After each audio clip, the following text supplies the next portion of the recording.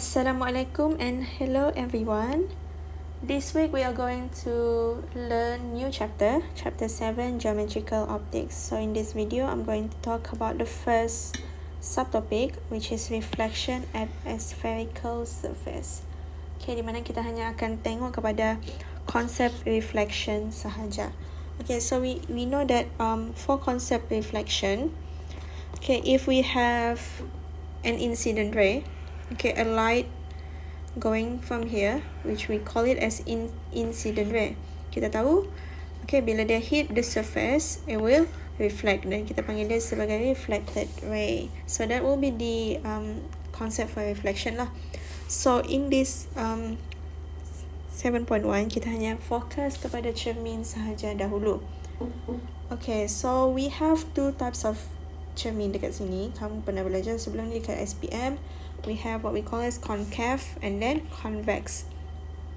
Okay, so this concave mirror actually, okay, it is a mirror that curving inwards. So let's say if we have spheres, kita ada sphere and then we take a part here, okay, only a part of here which is curving inwards, so we call that as concave.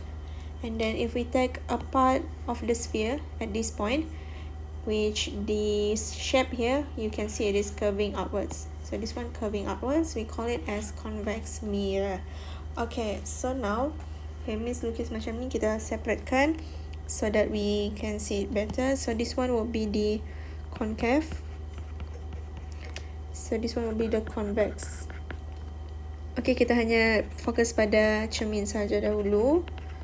Okay, so in your notes, okay, there are a few terms that you need to know. So there are a few terms. Kita ada point C, R, point P, principal axis, F, and then small f. Okay, so Miss akan simplifykan dia dekat dalam lukisan ni. Okay, so we know that this concave mirror ni adalah a part of a sphere. So dekat sphere kita tahu dia akan ada in the middle, we call it as center. So kita start dekat middle ni, ada center. So kita panggil dia adalah center of curvature. And then at the middle of the mirror ni, kita panggil dia sebagai point P ataupun pole. So samalah dekat sini point P. So dekat sini kan, if we have sphere, so in the middle here will be the point C. So dekat sini will be the point C. So we know that the distance between the point C to the point P sebenarnya adalah the radius. So distance here actually the radius. And then in between the radius kita ada what we call as focal point. Then this focal point actually, the distance daripada P kepada F is focal length. So daripada P kepada F is the focal length. So daripada sini you can see that, okay, we can conclude that radius is actually 2 times of the focal length. So ni adalah formula radius of curvature, which is 2 times of the focal length. Okay, so for concave mirror and convex mirror, kita ada nama lain untuk this one. So untuk concave, kita panggil dia sebagai converging,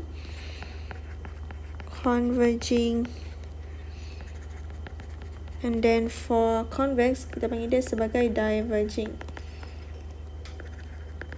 Okay, why we call them like this? Because if we have light if we have incident ray kan dekat sini, apa yang berlaku dia akan reflect kan. So if we have incident ray, dia akan reflect. So apabila dia reflect, it will converge. Maksudnya dia akan menumpuk. So let's say we draw 2 incident ray.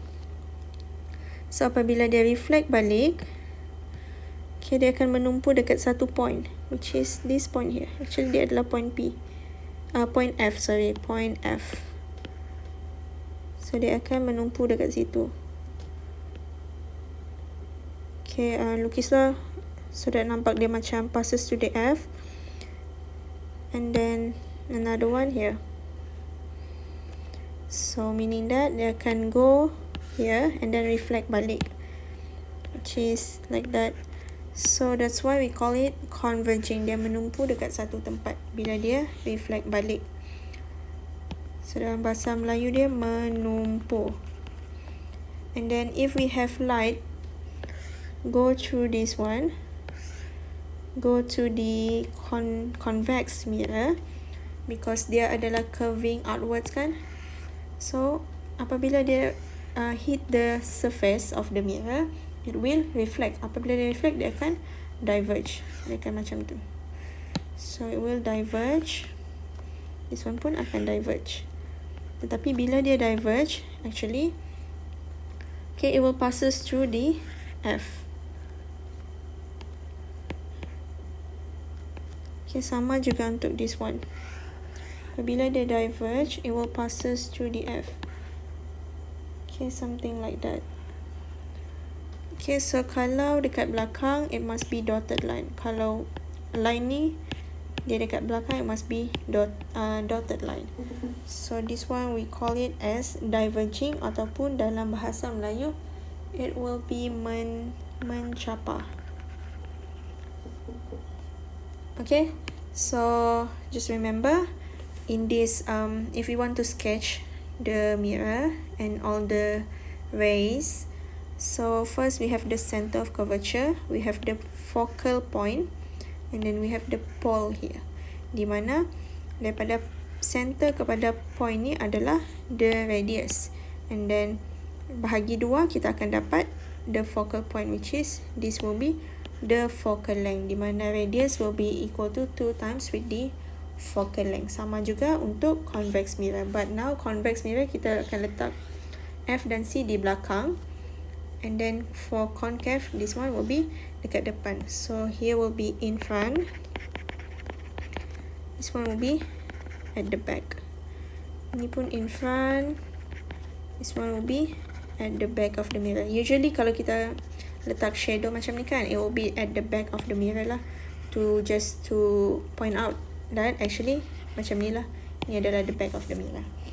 Okay, so next nanti Miss akan explain how to sketch the diagram.